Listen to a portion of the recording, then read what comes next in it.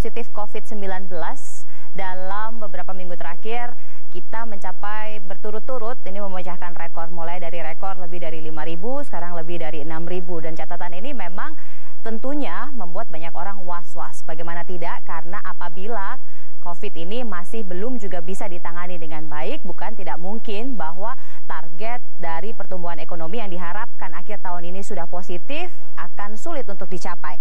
Oleh karenanya, Indonesia Business Forum pada malam hari ini mengangkat tema COVID naik terus, ekonomi sulit bangkit.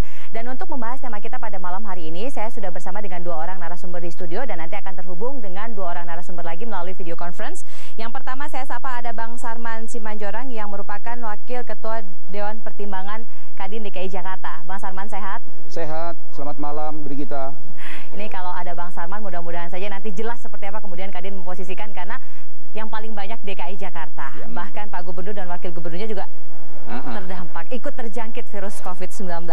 Dan berikutnya ada Pak Trubus Rahardiansyah, pengamat kebijakan publik. Pak Trubus sehat? Ya, sehat, alhamdulillah. Nanti kita coba tanya. Ya. Nanti kita coba tanya seperti apa kemudian dampak dari kebijakan-kebijakan yang sudah diambil oleh pemerintah, apakah memang sudah cukup efektif sampai sejauh ini. Dan saya sapa melalui video conference. Yang pertama ada Ibu Kurniasih Mufidayati yang merupakan anggota Komisi 9 DPR RI dari fraksi PKS. Bu Asih, sehat Bu? Waalaikumsalam Ibu. Selamat malam Pak Sarman, Pak Trubus.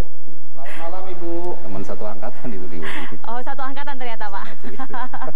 Dan berikutnya saya sapa Pak Edi Priyono, tenaga ahli utama kantor staf Presiden. Pak Edi, selamat malam. Selamat malam Mbak Brigita. Sehat Pak? Alhamdulillah. Dan kami masih menantikan kehadiran Mas Derajat Wibowo yang merupakan ekonom senior dari Indef. Tapi sebelumnya kita coba tanya sama Bang Sarman deh. Bang Sarman, ini sampai sekarang kasusnya nambah terus, dan makin banyak orang deg-degan dengan kondisi ini. Karena kita nggak tahu sampai kapan, gitu kan. Termasuk juga kapan vaksin ini akan ditemukan. Akhirnya pasar dan investor pun masih wait and see. Nah, Bang Sarman sendiri melihat seperti apa kemudian? Iya, kalau kita lihat ya, dari hari ke hari yang dilakukan pengusaha itu ada dua. Yang pertama, menonton bagaimana pergerakan daripada COVID ini, ya kan? Kalau semakin naik, apalagi seperti saat ini, pengusaha itu psikologisnya langsung terganggu. Sampai kapan derita ini akan berlangsung? Sampai kapan derita ini akan berakhir? Ya kan? Yang kedua tentu kebijakan. Nah, kalau kita lihat hampir 8 bulan dan mendekati 9 bulan ya, 9 bulan. Bagaimana nasib pengusaha saat ini? Cash flow kita sudah sangat-sangat terancam dan sangat-sangat terganggu. Nafas kita udah di ujung nih sebenarnya. Yang kami harapkan adalah ya akhir tahun ini adalah momentum ya, momentum bagaimana agar COVID ini bisa dikendalikan, bisa semakin menurun dengan kebijakan pemerintah yang kita lihat juga sudah cukup bagus, apalagi dengan ada undang-undang cipta kerja. Tapi nyatanya bahwa dalam tren-tren akhir tahun ini, bahwa tren daripada penyebaran virus corona ini semakin tinggi. Nah, itu yang menjadi psikologi kami makin terganggu lagi. Ini sampai kapan? Seperti itu, sampai kapan? Kami dari Pemuda menyampaikan bahwa apapun program pemerintah, kalau itu tujuannya adalah untuk mematikan dan juga untuk menghentikan virus COVID-19, kami akan dukung. Ya, berbagai sarana prasarana kita siapkan. Kita investasi dalam hal berbagai infrastruktur bagaimana supaya bagaimana pelayanan daripada COVID di kantor-kantor ini itu bisa dihentikan. Tapi memang ini kembali lagi kepada apa? Disiplin daripada masyarakat kita. Nah, disiplin masyarakat kita ini yang memang apakah mungkin karena sudah terlalu jenuh ataukah memang sudah tidak tahan lagi, sehingga kita lihat bahwa dari ke hari ke hari itu disiplinnya semakin menurun dan dampaknya kita rasakan seperti ini. Jadi bagi kami pengusaha Brigita, memang ini sesuatu yang sangat-sangat mengkhawatirkan sekali ya. Kita sudah mencoba bertahan beberapa sektor, sudah beberapa yang kita lakukan juga untuk bertahan, kemudian juga yang melakukan PHK sudah banyak, yang melakukan dirumahkan juga sudah banyak, bahkan UKM kita sudah banyak yang rontok, beberapa sektor juga sudah tanda kutip sudah hampir kolaps. Bahkan kita lihat yang namanya teman-teman kita pengusaha sektor hiburan malam yang sudah hampir 8 bulan, saya tidak tahu lagi nasibnya. Jadi ini adalah tantangan kita semuanya, dan itu bukan hanya dialami oleh di Indonesia, hampir seluruh dunia mengalami hal yang sama. Ini kembali kembali kepada kita saat ini. Bagaimana kita bersama-sama bersatu mendukung berbagai program pemerintah, bagaimana supaya COVID ini bisa dikendalikan dan bisa ditekan sehingga berbagai kebijakan pemerintah nanti memperlonggar berbagai aktivitas usaha dan bisnis di Indonesia gitu. Baik, saya sapa terlebih dahulu Mas Derajat, silahkan bisa bergabung bersama kami. Selamat datang. Monggo. Ini Mas Derajat harus datang dan harus menjelaskan kepada kita karena beliau adalah ekonom di bidang kesehatan. Tentu ada catatan-catatan dari beliau berkaitan mengenai hal ini. Tetapi sebelum saya ke Mas Derajat, saya ke Bu Asih dulu. Ibu, ini Komisi 9 bagaimana melihat kondisi yang sepertinya masih nggak jelas sampai sekarang? Second wave pun mudah-mudahan nggak ada karena ini grafiknya sudah turun, naik lagi.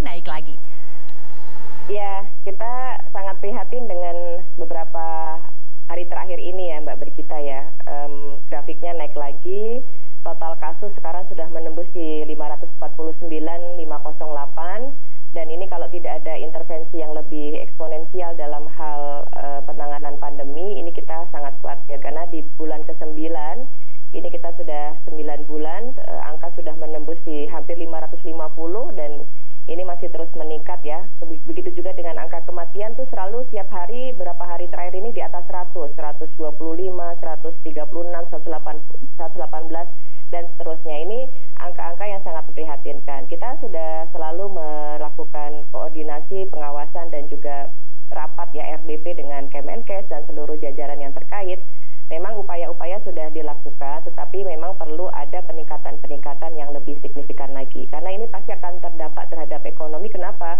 Karena keluarga, sekarang ini kan banyak klaster keluarga ya, karena akhirnya dari satu orang anggota keluarga kemudian menyentuh kepada semua anggota keluarga, sehingga ketahanan keluarganya juga akhirnya terganggu dan ekonomi keluarga juga akhirnya terganggu seperti itu. Di awal-awal kita ingat ya, awal-awal pandemi yang lalu sejumlah mal tutup gitu ya, kemudian juga banyak kantor-kantor yang kemudian terpapar, sebagian besar karyawannya harus tutup, perusahaan-perusahaan, pabrik-pabrik juga. Nah ini kita khawatir jangan sampai peristiwa yang pernah terjadi pada awal-awal pandemi ini terjadi lagi sehingga menambah terpuruknya pertumbuhan ekonomi kita di Indonesia. Kita sama-sama tahu di kuartal kemarin kita masih di angka minus ya, mudah-mudahan terus bisa ditingkatkan. Tetapi pada kenyataannya angka COVID ini terus bertambah, kasus terkonfirmasinya juga bertambah. Nah, ini harus ada peningkatan secara eksponensial dalam hal 3T dan 3M. Ya, memang ini tidak mudah ya. Masyarakat sudah terlihat seperti pada titik lelah juga, mungkin juga karena pengkondisian ini harus dilakukan lebih kuat lagi lah. Intinya 3T, ada testing, kemudian juga tracing dan treatment ini harus ditingkatkan karena tes kita masih di bawah angka rata-rata yang ditetapkan oleh WHO. Padahal ini akan sangat membantu kalau 3T ini dilakukan dengan sangat signifikan dan anggarannya disediakan secara memadai, ini akan sangat membantu. Kemudian 3M ya, kita sangat tahu 3M ini juga masih banyak kendor gitu ya di masyarakat. Ya ini harus kita tingkatkan bersama-sama. Makanya seluruh komponen bangsa harus bersatu dalam hal ini untuk sama-sama menegakkan dan mendisiplinkan dalam hal norma-norma baru 3M tersebut. Belum lagi kebijakan untuk Fasiankes, Mbak. Fasiankes ini, Mbak Brigita, ini harus disiapkan. Na'udzubillah min dzalik, jangan sampai ada titik klimaks yang sangat besar yang Fasiankes sendiri tidak mampu menampung. Ini juga dibutuhkan anggaran. Artinya ketika anggaran ini nanti melonjak kebutuhannya dari APBN untuk bisa memfasilitasi pasien-pasien COVID dan juga belum lagi anggaran yang lainnya, ini juga akan sangat berdampak terhadap pertumbuhan ekonomi kita. Kita coba tanya Pak Trubus ini sampai sejauh ini kalau Pak Trubus melihat kebijakan yang diambil, kita sepakatlah bahwa penanganan kesehatan ini adalah yang utama dan terutama. Tetapi tampaknya kita amazing sendiri gitu ya.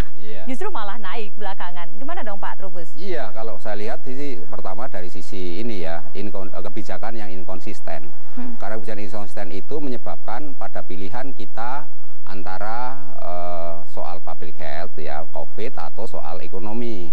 Nah, selama pada awal pandemi kita kan selalu menekankan dua-duanya maunya jalan sama. Tetapi yang terjadi kemudian dengan terbentuknya komite penanganan COVID dan PN itu justru penanganan COVID-nya makin menurun, saya lihat gitu. Jadi karena makin menurun, maka yang terjadi adalah kenaikan yang begitu drastis yang kita jumpai sekarang. Artinya apa? 9 bulan masyarakat sudah berkorban, istilahnya berdarah-darah berjuang menahan ini semua. Yang terjadi bukannya ekonomi naik, bukannya bisa mereda atau melandai, tetapi yang terjadi justru malah COVID makanya.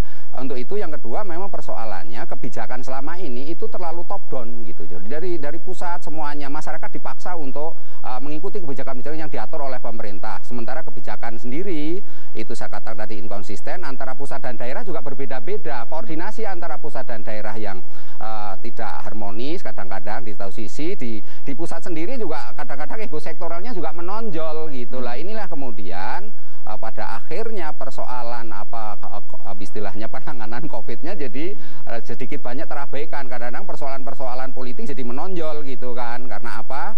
Karena pada tataran itu kemudian muncullah istilah pelanggaran-pelanggaran protokol kesehatan, entah itu berbentuk kerumunan ataupun karena politik ataupun karena sosial budaya atau keagamaan, tapi juga karena kebijakan pemerintah sendiri. Misalnya dalam hal hari libur, banyaknya hari libur itu tidak menjadi pelajaran bagi kita. Misalnya libur Idul Fitri sudah tahu naiknya sudah signifikan.